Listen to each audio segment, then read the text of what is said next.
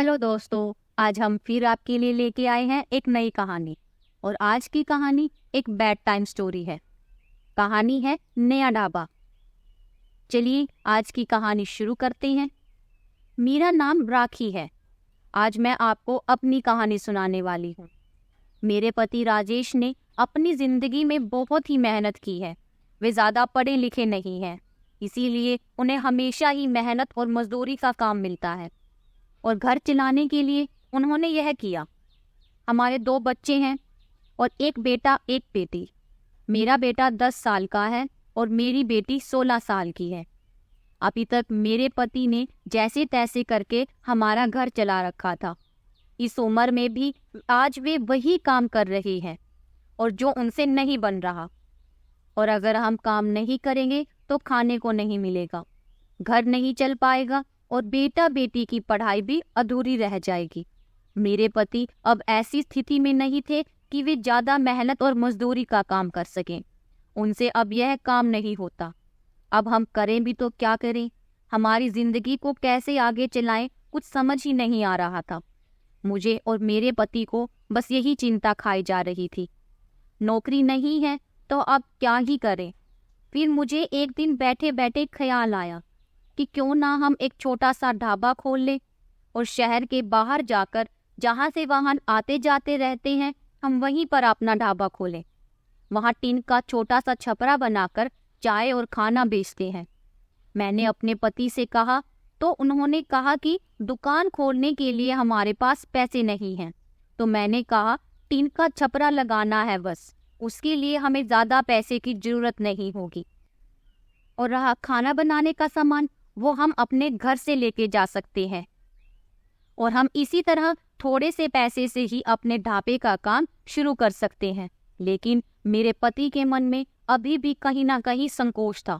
वो मुझे बार बार मना कर रहे थे, लेकिन मैं भी उन्हें बार बार मनाने की कोशिश कर रही थी और वे कुछ ज़्यादा नहीं कहते थे, बस चुप ही रहते थे। कुछ दिनों तक मेरे मनाने के बाद वो मान जाते हैं और हम अपना छोटा सा ढाबा शुरू कर देते हैं। पहले दिन मैं और मेरे पति ढाबे पर जाकर बैठ जाते हैं, लेकिन कुछ खास लोग नहीं आते। ढाबा छोटा और ऊपर से सभी लोग पहले से ही अपना सभी प्लान फिक्स करके चलते हैं। उन्हें कहाँ रुकना है, क्या करना है, कहाँ पे खाना है और कहाँ पे नहीं। और हमारा पहला दिन निराशा से भरा हुआ था। कुछ दिन ऐसे ही चले गए और कोई इक्का दुक्का लोग ही हमारी दुकान पर चाय पीने के लिए रुकता था, लेकिन इतना नहीं होता था कि हम उससे अपना घर चला सकें। और इसी तरह मेरे पति को निराशा मिलती है। वो फिर अपने किसी और काम की तलाश में लग जाते हैं। उन्हें एक काम भी मिल जाता है जहाँ पर पैसे कम थे लेकिन मजदूरी भी कम थी। उन्होंने वह करना शुरू कर दिया, लेकिन मैंने ढाबे पर जाना नहीं छोड़ा। अब मैं अपने बेटा और अपनी बेटी के साथ वहां जाने लगी। हमने हिम्मत नहीं हारी और धीरे धीरे कुछ लोग हमारे यहाँ पर आने लगे। 1 महीने में ही ग्राहक और ज़्यादा होने लगे। हम कोशिश करते रहे और हमारा ढाबा चलता रहा। और अब हमारे यहाँ लोग रुकने लगे थे। उन्हें घर के जैसा खाना मिल रहा था, इसीलिए हमारा छोटा सा ढाबा अब चल निकला। मेरे पति जितना कमाते थे उससे ज़्यादा कमाई अब हमारे ढाबे से होने लगी थी। देखते ही देखते हमने जो छोटा सा ढाबा खोला था उससे हमारी आर्थिक स्थिति में सुधार हो गया। जो कर्जा लिया था वो भी उतर गया। हमें एक नई उम्मीद मिल गई। सब कुछ बहुत ही अच्छा चल रहा था। ढाबे को खोले हमें 6 महीने हो गए थे। अब हमारे चेहरे पर एक अलग ही रंगत आ गई थी। लेकिन फिर एक दिन कुछ ऐसा हुआ जिसके बारे में मैंने कभी भी नहीं सोचा था। एक दिन घर से जब हम लोग ढाबे के लिए निकल रहे थे, तब मेरा पति मुझे कहता है, आज से ढाबा बंद, आज से कोई भी वहां नहीं जाएगा। यह कहते वक्त मेरे पति बहुत ही गुस्से में थे। ऐसा गुस्सा मैंने आज तक उनके चेहरे पर पहले कभी नहीं देखा था। मैंने बोला, क्या हुआ? क्या बोल रहे हो आप? इतना अच्छा चल रहा है हमारा ढाबा और आपको क्या हो गया है आज? मेरे पति ने कहा, मैंने कहा कोई नहीं का मतलब कोई नहीं, अब वहाँ कोई नहीं जाएगा, ना तू और ना तेरी बेटी। मैंने बोला, आप शांत हो जाइए, आपकी तबीयत ठीक है ना? आप आराम करें, हम लोग इस बारे में फिर कभी बात करेंगे। और मेरा इतना कहने के बाद ही मेरे पति को और ज़्यादा गुस्सा आ गया। वे कहने लगे, इसके बारे में अब कभी भी कोई बात नहीं होगी। मैं जितना कमाता हूँ उतने से ही घर चल जाएगा, तो अब वहाँ नहीं जाएगी। मेरे पति का ऐसा रूप मैंने पहले कभी नहीं देखा था। उस दिन मैं ढाबे पर नहीं गई, लेकिन जब शाम को वो आए तो उनका मुंह उतरा हुआ था। मैंने सही समय देखकर उनसे बात करने की कोशिश की और मैंने उनसे पूछा कि आपको क्या हुआ है, आप ऐसा क्यों बोल रहे हैं। वो बोले कि मेरा मुंह मत खुलवा, मैं सब जानता हूँ कि तू वहाँ क्या कर रही है। जब मैं इतने दिन से तुम्हारे साथ वहाँ जा रहा था तब तो कोई नहीं आया उस ढाबे पर, अब मेरे जाते ही तुम्हारा ढाबा चलने लगा। आखिर ऐसा भी क्या हो गया कि अब तुम्हारा ढाबा इतना अच्छे से चलने लगा। मेरे पति की यह बात सुनते ही मेरे तो होश ही उड़ गए थे।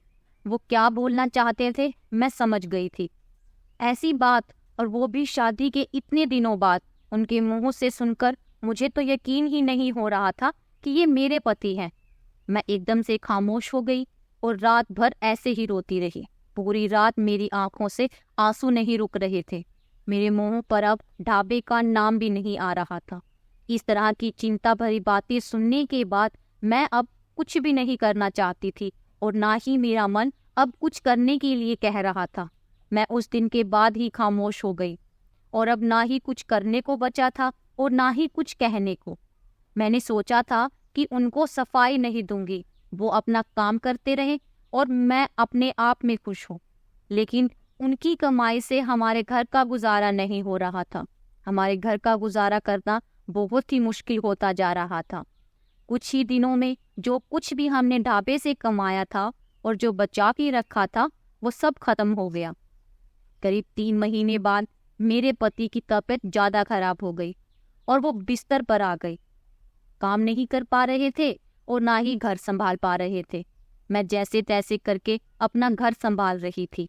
घर में अब बिल्कुल भी पैसा नहीं था, सारा पैसा खत्म हो चुका था और कर्जा लेने की नौबत फिर से आ गई थी। मैं चाहती थी कि कहीं किसी के घर जाकर खाना बनाने या बर्तन धोने का काम करने लगूं, लेकिन उनकी तबीयत खराब थी और मैं नहीं चाहती थी कि मेरी किसी भी बात के कारण उन्हें किसी भी प्रकार की चिंता हो। एक दिन वो बिस्तर पर लेटे हुए थे और मैं उनके लिए खाना बना रही थी। तब उन्होंने मुझे बुलाया और कहा, मैं जानता हूँ कि तुम उस दिन की बात से बहुत परेशान हो और तुम्हें लग भी रहा होगा कि मैं तुम्हें ऐसे कैसे बोल सकता हूँ। लेकिन वो शब्द और बातें मेरी नहीं थी। मेरे कानों तक वो बातें आई थी और अपनी रिश्तेदारी में ऐसी बातें हो रही थी कि मैंने अपनी बीवी और बेटी को अकेला वहाँ काम करने के लिए छोड़ दिया है और वहाँ लोग उन्हें देखकर ही उनके ढाबे पर आते हैं जिससे उनकी कमाई हो रही है। इस तरह की बातें मैं बर्दाश्त नहीं कर सकता और हम 2 रोटी कम खा लेंगे, लेकिन यह सब नहीं सुन सकते। मैंने अपने पति से कहा, समाज और यहाँ के लोग, खासकर आपके परिचित और आपके रिश्तेदार, आपको आगे बढ़ता देख बहुत कुछ कहने लगते हैं, लेकिन वो इस हद तक गिरे हैं, मुझे इसका पता नहीं था। और मेरे पति भी उनकी बातों में आ गए हैं, यह भी मैं नहीं जानती थी। और उस समय मैं भी होती आपकी जगह तो शायद मैं भी यही करती। मुझे भी उतना ही बुरा लगता जितना आपको लग रहा है और मैं भी यही फैसला लेती जो आपने लिया है। और फिर मैंने अपने पति से कहा कि अब कहाँ है वो शुभचिंतक, क्या वो अब आपकी मदद करने नहीं आएंगे? अब आपकी तबीयत भी खराब है और घर पर कुछ खाने को भी नहीं है। आप बताइए कि कोई अब हमारी मदद करने के लिए आया? कोई भी किसी की मदद करने के लिए नहीं आता। दुनिया किसी को भी खुश नहीं देख सकती और अगर कोई मेहनत करके आगे बढ़ता है तो सारे ही प्रयास करके उसको पीछे धकेल दिया जाता है। उसे कभी भी मेहनत करके आगे नहीं बढ़ने दिया जाता। और आप उनकी बातों में आ गए और वो लोग सफल हो गए। सबको सिर्फ बातें ही बनाना आता है। अब अगर हम भूख से मर जाएंगे तो उन्हें तब भी बातें बनाने को मिल जाएंगी और उस समय वो लोग कुछ समय तक बोलते और अगर हमें कोई फर्क नहीं पड़ता तो वे थक कर हार मान लेते। और वो लोग सिर्फ पीठ पीछे ही बकवास कर सकते हैं, सामने आकर बोलने की उनकी कभी भी हिम्मत नहीं होती। उस दिन मेरे पति की आंखें खुल गई थी और उन्होंने कहा कि तुम सच बोल रही हो, मैं ही पागल था। लोगों को सफाई देने और उनके आगे अच्छा बनने में अपना नुकसान करवा लिया। जब हम गलत नहीं है तो हमें सफाई क्यों देनी, क्यों डरना? मुझे माफ कर दो। हमें नहीं, उन्हें बदलना होगा और उनको अपनी सोच बदलनी होगी। और अगर नहीं बदले तो हमें क्या, हमें अपना कर्म करते रहना चाहिए। मेरे पति ने कहा, क्या हम अब फिर से कुछ कर सकती हैं? मैंने कहा, कभी भी कुछ भी करने के लिए कभी देर नहीं होती, हम अब भी कर सकते हैं। मेरे पति बोले, मैं अब तुम्हारा साथ दूंगा अगर तुम चाहो तो। मैंने बोला हाँ, और हमने एक बार फिर कोशिश की। हमें थोड़ी मुश्किलें आई, लेकिन धीरे धीरे हमारी गाड़ी फिर पटरी पर आने लगी। आज की कहानी यहीं पर समाप्त होती है। ऐसे ही नई नई कहानियों को सुनने के लिए हमारे चैनल को सब्सक्राइब करें और आपको हमारी यह कहानी कैसी लगी हमें कमेंट करके ज़रूर बताएं।